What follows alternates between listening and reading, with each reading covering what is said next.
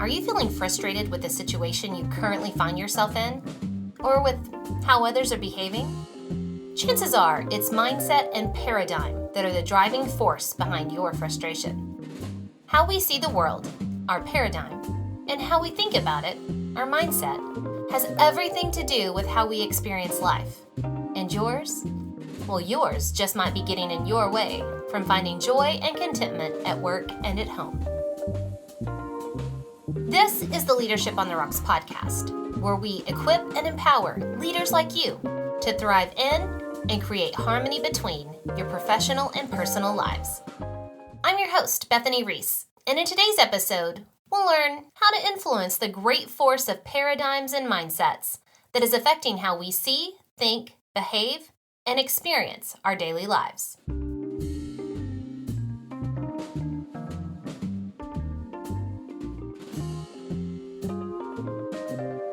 Welcome to episode 3 of Leadership on the Rocks. There are so many amazing leadership topics we're going to discuss this year, like overcoming burnout and how to handle conflict at work and at home.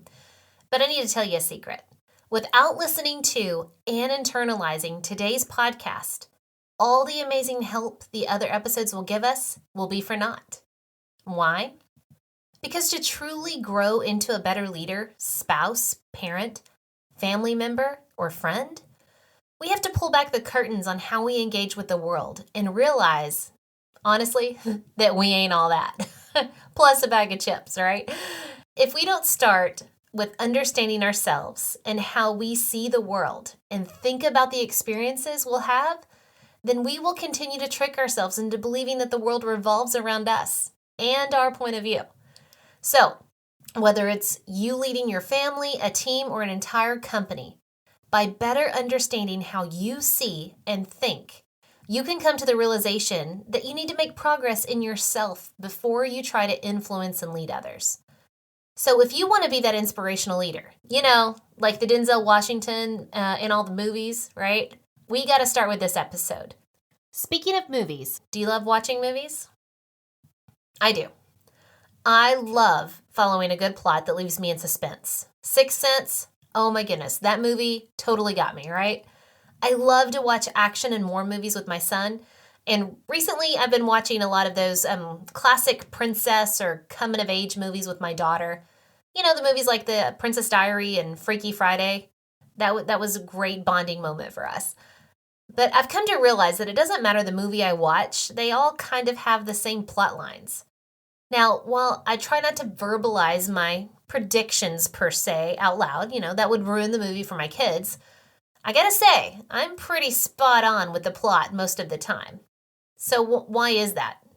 Every movie typically gives us some backstory to help us get to know why the main character is the way he or she is. I'm sure if you have kids, especially in middle school and junior high age, they're learning about that plot diagram, right? Well, everything kind of follows that same plot line. So for example, unlikely heroes, they usually have some sort of pain in their past that make them that hardened character they are today, or that lonely, love-stricken character. They just don't believe they deserve love or happiness or respect, all because of a past relationship. And even family, right? Family history and the pressure to control the public image of the family is always played out in movies. So why all this backstory on characters? Because it's the crux of the plot of the movie. It is what builds the tension in discovering how that character will respond to the problem he or she is going to find him or herself in. So, I need you to think for a moment, because here's a thought for you. You and I are kind of like the main character in our own movies about our lives, right? And there's this great invisible force that's impacting and developing the plots in our own stories. So, what is that force that's impacting the plots in your life and my life? Well, that force is made up of our paradigms, how we see the world, and our mindsets, how we think about things. And that is what's building the tension in our storylines. So how we see the world and think about things affects not only our mental health and our actions with every experience we have, but it also creates great resistance and internal conflict that has us or others feeling everything from frustrated to downright paralyzed. We can feel frustrated in a situation we find ourselves in or with how others are behaving. So for example, From a colleague to work who is always complaining. You know the one I'm talking about. I bet you got their name in your head right now, right? So whether it's a colleague at work or to the person at home that you absolutely adore, but who also easily freaks out at every little thing, well, that force of paradigms and mindsets are what's impacting our experiences, right? Not only theirs, but yours. And well, yours just might be getting in your way from finding joy and contentment at work and at home. So by being intentional in thinking about your paradigm and mindset, you can better prepare yourself for the internal conflict that'll take place as you experience all those day-to-day life experiences that we just talked about. And the external conflict that you have as you encounter those people, like the one we talked about at work that complains all the time. Okay, so let's pull back the curtain on these two invisible forces. Let's talk about what paradigm and mindsets are, and then let's look at how it affects your career and your home. After that, we're going to talk about how we can slow our perceptions and our thoughts so that we're more intentional in how we look at the challenges or the people we face. And my hope is that as the movie of your life is still being written, there will come a scene where the audience will be watching in awe. They'll be on pins and needles, waiting to see, are you going to be resilient and overcome? Are you going to cower to the stress? So let's get started in learning about those paradigms and mindsets. Our paradigm is the way we see the world, figuratively speaking. It's our frame of reference for how we interpret situations, people, and just the world in general. Considered a lens we look through to allow us to see the world. And remember, have you ever been to go buy glasses? There's a lot of lenses in the world, all right? There's a lot of lenses we can be looking through.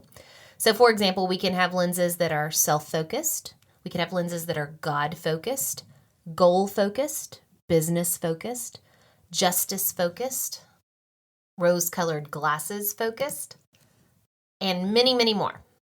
However, at the end of the day, our paradigm is just a set of assumptions we make about the world. As Stephen Covey says in his book, 7 Habits of Highly Effective People, our paradigms are just how we interpret what we see, and we organize our assumptions into 2 categories: the way things are, or the realities, and the way things should be, or our values. And our attitudes and behaviors then grow out of those assumptions. Yes, paradigms are very value-driven, but they are also heavily influenced by our environment, like our family beliefs, our media consumption, economic status, and race and ethnicity. So people have different paradigms for how they see the world, people, things, events, etc. And they make the assumption that their point of view of those is objective and correct given the facts. The facts, however, they're more like a lenticular lens picture card. Depending on which way your paradigm is tilted, you can see different conclusions of those facts. Okay, so what's a lenticular lens print, Bethany? What is that? A lenticular lens print is like what you used to get in the Cracker Jack box, right? It's a picture that changes when you tilt the image one way or another. So imagine, you have an image, a little card, and it shows Clark Kent. But when you tilt the image, it shows an image of Superman instead. That's a lenticular lens, and that's like paradigms. Depending on which way you're tilted, well, that's how you're going to see the facts. For example, you could watch all the cable news shows, right? And you're going to see how they all differently kind of spin the facts. So depending on the angle or the assumptions that people have been conditioned to, they have very different paradigms for how they see things. Another example, let's imagine 2 people standing on the beach facing each other. So one person bends down and draws the number 6 in the sand and proclaims that she has drawn the number 6. The other person, though, can easily disagree and say that the number is not a 6, but clearly a 9. Remember, they're facing each other. So both are convinced that they're being objective, thus making them right and the other person wrong. So based on where each person is standing, they see the world differently and therefore have different paradigms, which leads to different driving attitudes, different behaviors, and different concepts of work, all based upon where they're standing, their paradigm. Another example of opposing paradigms is that of personalities. So take any kind of personality test, and it's going to show you the different ways people naturally tend to see, behave, and work. to generically combine, because there's a million different personality tests out there. So I'm going to generically combine two opposing personalities. So let's compare, say, the perfectionist planner type versus the creative free spirit type. The perfectionist planner believes that it's possible to achieve perfection. They create a list in order to obtain perfection, and they notice the tiniest of details that are wrong with the plan. On the other hand, the creative free spirit believes in originality and avoids the confines of a checklist by going and doing as they feel to become whatever they want in the moment. Now, while their paradigms will be different in how they experience and react to an encounter with a person, thing, or event, both can add value to seeing the overall experience. And that, my friends, is paradigm. If you need help remembering it, just picture the two people on the beach saying, it's a 6, no, it's a 9. It all depends on your angle, your point of view. So now let's transition to mindset. If paradigm is the way we see situations in the world, then mindset is the way that your mind is set to think about things. As people, we're pretty stubborn in our thinking. Once we get a story in our head, it takes a lot of convincing to change that story. Somewhere along the way, our thinking has led us to a story, and that story has caused deep ruts in our roads of thinking. Then we become stuck in the ruts of our stories and thinking, and it becomes very hard to change. And the thing is, we've been listening to the same stories and telling ourselves those same stories our whole lives. When we become stuck in how we think about ourselves and the world around us, that in fact will affect how we think about other things that we experience. For example, as a child, you probably had some sort of tough experience, and through your thought process, you told yourself a story that is impacting how you think to this day. Maybe you uttered the phrase, like I did, I'm just not good at math, right? I never liked math. It was always hard, and I just said, I'm not good at it, right? Maybe you said it about reading or social studies or science, or maybe even sports and public speaking, whatever. You probably uttered that statement about something. Or maybe you just said, I'm not, good enough with whatever. I'm not good enough. I'm not talented enough. I'm not smart enough. I'm not skinny enough. Or worse yet, maybe you told yourself the story, I don't deserve things like, I don't deserve love. I don't deserve respect. I don't deserve being valued. Then there's the flip side. Some people out there may say, you know what, I am God's gift to, women, men. I'm God's gift to my spouse, my sport, my business, my church. And thinking about yourself in regards to your talent or self-worth in that area, you then told yourself a story that you either were or weren't something. A story created, hard boundaries for you in what you were, what you are, what you deserve, and what you could be. And in accepting that story, you probably stopped trying to change it. You stopped trying to make progress within you. So I'm going to ask you a question, and I really want you to reflect on it. Think about it. What experiences and thinking led to stories that you've told yourself, that it's keeping you locked into a specific thinking pattern about yourself? Have you struggled at something so much that you told yourself not to ever try again because you're just not good at it? Have you had so much success in one area that the tiniest bit of failure or conflict has caused you to have a meltdown? Have you ever been told something hurtful by someone and you internalized it and it's affecting you to this day? Maybe it was a loved one who told you something hurtful? Have you ever experienced such competition in something that you were tempted to cheat, take shortcuts, or even withhold information? Or, as Cobra Kai would say, you were willing to sweep the leg in order to be the victor. Like you, I've told myself plenty of stories. I already told you about math. Well, I have some more. I'll never be skinny. I've always struggled with my weight. I've said that a bunch of times. I'm not comfortable with conflict. I can't even tell you how much I believed that about myself until I became an administrator, and that's all I dealt with multiple times a day was conflict with everybody and everyone, and many, many more. Well, my friends, we have been thinking about ourselves and things all wrong. In so many circumstances, our mindset, or how we think about things, has been bound and chained and stuck in a rut. We've developed tunnel thinking, unable to see all the other possibilities or storylines available for the circumstances we find ourselves in. And, if you're a spiritual person and have faith, a lot of times, those are lies from the devil. Once he gets in your head and tells you something about yourself, you just hold on to that. You believe it as true. And so much about growing in your faith is having God reveal to you the lies in those stories that you've believed and how they're not full of truth. And so I encourage you to talk to God about, the feelings that you have about yourself or those stories that you've believed for so long, and let him expose what is true.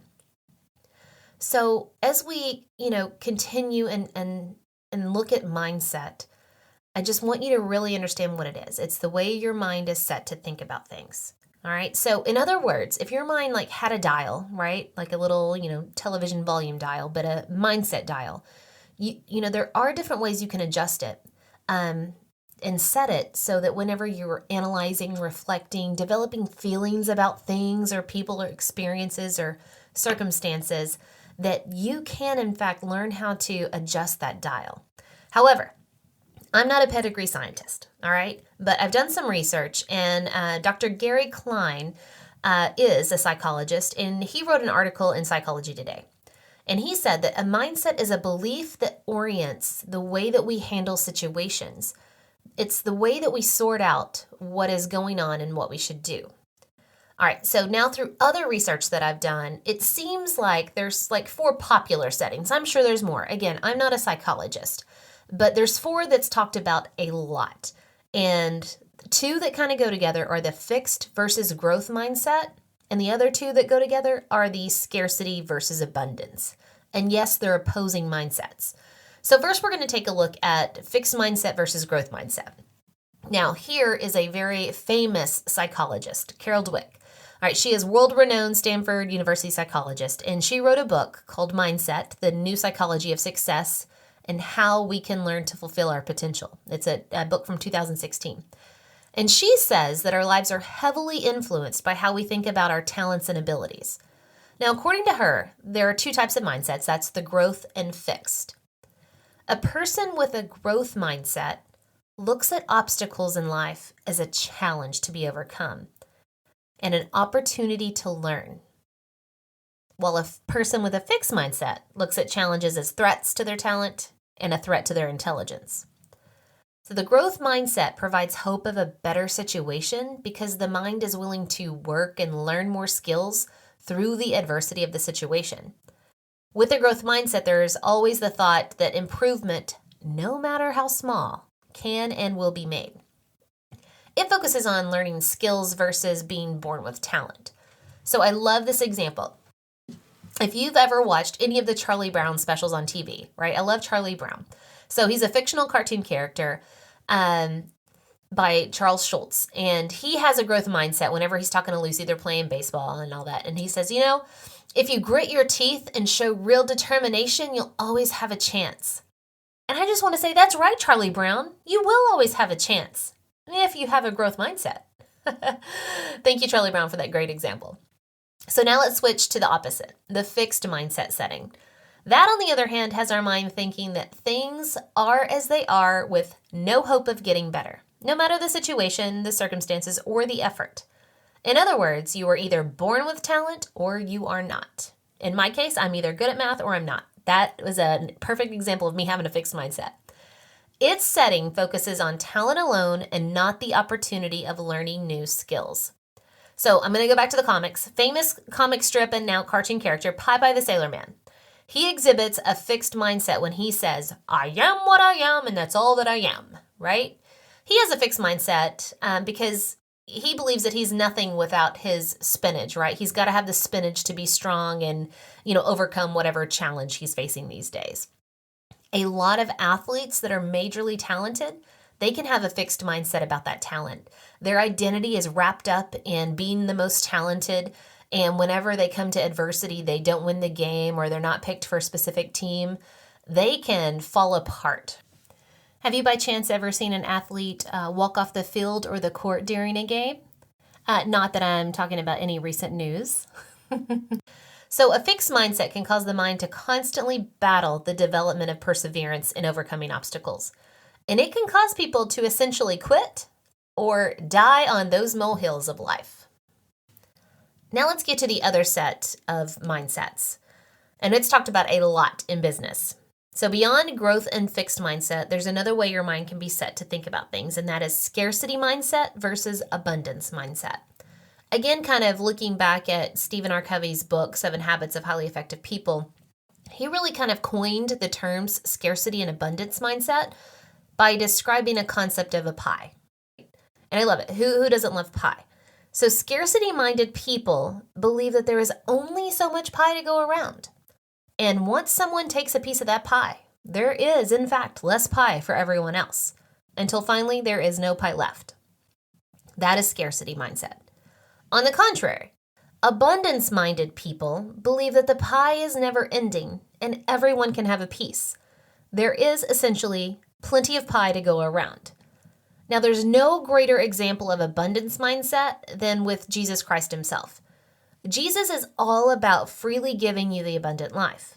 Now, it's not because you deserve it or I deserve it. It's because he loves us no matter what and wants to give it to us.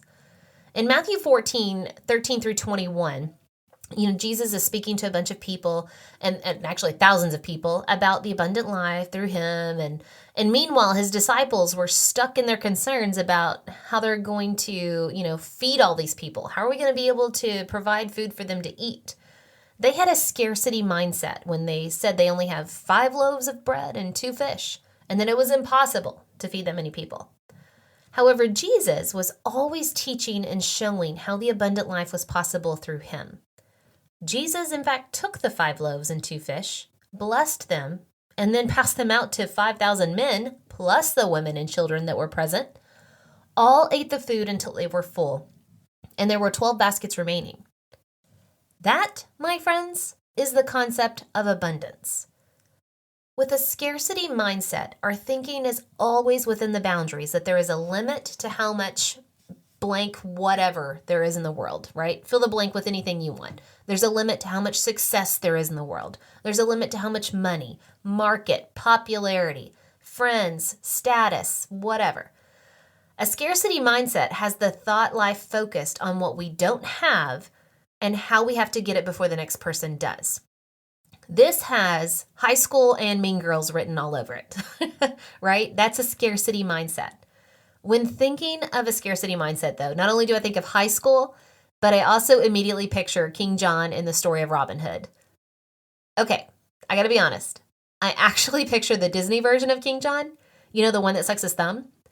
He believes there's only so much power and money available, so he has to do whatever it takes to make sure he gets it all. And that includes sending King Richard off on that crazy crusade and then taking money from the poor in order to make him rich. That is a scarcity mindset. So now we know what paradigms and mindsets are and how they play into how we see, think about, and experience life and encounter with others. How do we actually go about making changes for the better? How do we learn to recognize varying paradigms and mindsets in ourselves and others? Going back to that colleague that we work with that is a huge complainer, or the beloved family member that is easily overwhelmed, how in the world do we deal with them, right? I'm sorry to tell you, but you can't start with them. Because the truth about change with anyone is that you can't change anyone. You can only change yourself. So that means you always have to start with you. And a great place to start is by focusing on self-awareness and metacognition. Thinking about your own paradigm and thinking processes. True introspection is not just a great first step, but it is the only step in making positive change happen. It allows you to understand how the obstacles you're currently facing affects your overall motivations, beliefs, thoughts, communication, and actions in overcoming those obstacles. The more we recognize and reflect on our seeing and thinking habits and the stories we tell ourselves, we become more available to slow our thinking and adjust those settings. And the stories we've told ourselves. Now, I need a sidebar here for a second, because I don't want you to get me wrong. I'm not saying there isn't absolute truth. There most absolutely is absolute truth, and that comes directly from God. But what I am saying is that we have to recognize that our human minds develop so many of our own perceptions instead of or in addition to God's truth. And how that turns out, my friends, depends on where we stand in the sand, or how we were raised, or what experiences we've had, and so on. Okay? So I just want to make sure to get that sidebar out there. So now back to application. When it comes to paradigm and building assumptions, you need to always be looking for clarity by seeking to understand the other person's point of view. You must understand that your paradigm is not always right, nor is it always God endorsed. Remember what I said earlier about how we can naturally add to or take away from God's truths. That's what I mean by that. So before you go talk to a person at work or a family member with all guns a-blazing on why you're right about a situation, it is important to recognize that there are different ways of seeing that situation. To help us come in a little softer than the all guns a-blazing approach to that, would-be argument, we need to recognize what our natural paradigm is and be open to shifting that paradigm to be able to see from the other person's point of view. Only then can we see a bigger picture of the situation with more clarity. Now, when it comes to mindset, you need to slow your thinking. Stop the spiral of thoughts and adjust your settings. You have to be able to not only catch your train of thought, but to stop it before it spirals down its familiar tracks of stories where your mindset is set in stone. And in your head, maybe your story track says it's because you were born that way. It's just the way I am, right? How many times have we heard that from people? Just like tracks are laid for a train and stories are told, their direction can be changed. We can, in fact, turn the mindset dial to that of growth and abundance. As you engage with the same work colleague from earlier or that family member, ask yourself, does this situation with the other person define who I am and all that I or they are capable of? Ask yourself what the root causes of the conflict were and how you can take ownership in those causes. What part did you play? Because you played a part. You have to own that. If I had to guess, in most situations, it's because of a lack of communication and actual dialogue. Dialogue is where you're going back and forth and you're seeking to understand each other. So then you may also want to ask yourself what you can learn from that situation to make you and your relationship with the other person better in the future. What lesson did you learn? We can begin to think about conflicts, challenges, obstacles, and failures as lessons that are refining our skills and giving us wisdom to take into the next experience. Through a growth and abundance mindset, we have the hope to continue on the journey of progress and invite others to come along with us. So now, ultimately, even though there is this invisible force driving our points of view, our beliefs, our thoughts, and our actions, we do not have to be a slave to it. We can, in fact, change that force so that it produces more clarity, more ownership, more contentment, and ultimately more joy in our lives. All right, guys, I know that we have unpacked a lot of deep psychology today, right? Your head is probably spinning. But I want to summarize it by reading a post that I saw going around on social media this week. And it says, and I'm going to quote here, quote, "When you finally learn that a person's behavior has more to do with their internal struggle than it ever did with you, you learn grace." End quote. I'm going to say that again. When you finally learn that a person's behavior has more to do with their internal struggle than it ever did with you, you learn grace. That, leaders and friends, is the point. Learn to slow down before you make assumptions and seek to understand other paradigms beyond your own. Learn to slow down and even stop your natural train of thought and ask yourself what mindset setting you're thinking with. Because here's the truth. Challenges and conflict will always come. We will have challenges in our marriages, our parenting, our careers, and our social interactions. That is life on earth.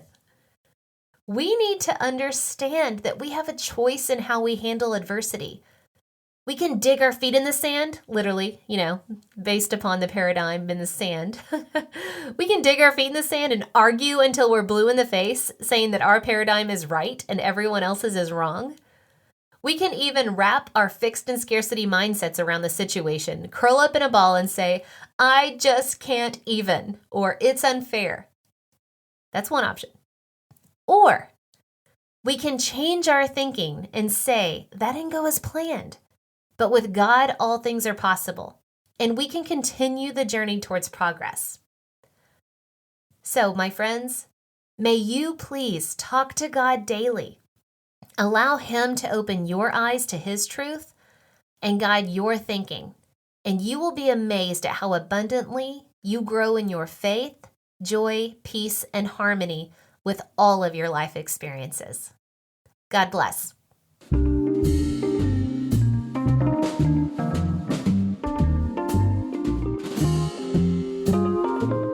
It's Bethany again. If you're enjoying the Leadership on the Rocks podcast, be sure to subscribe so you don't miss a single episode. Also, if you feel like this podcast is very helpful, will you do me a favor and share it with your friends, family, coworkers, or anybody else who is trying to grow in leadership, but also wants to have that harmony between work and home? Thanks, and I'll see you next week.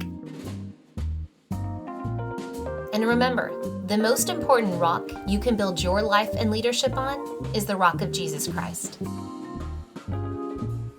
Today's Bible verse comes from James chapter 1, verses 2 through 4. Count it all joy, my brothers, when you meet trials of various kinds, for you know that the testing of your faith produces steadfastness.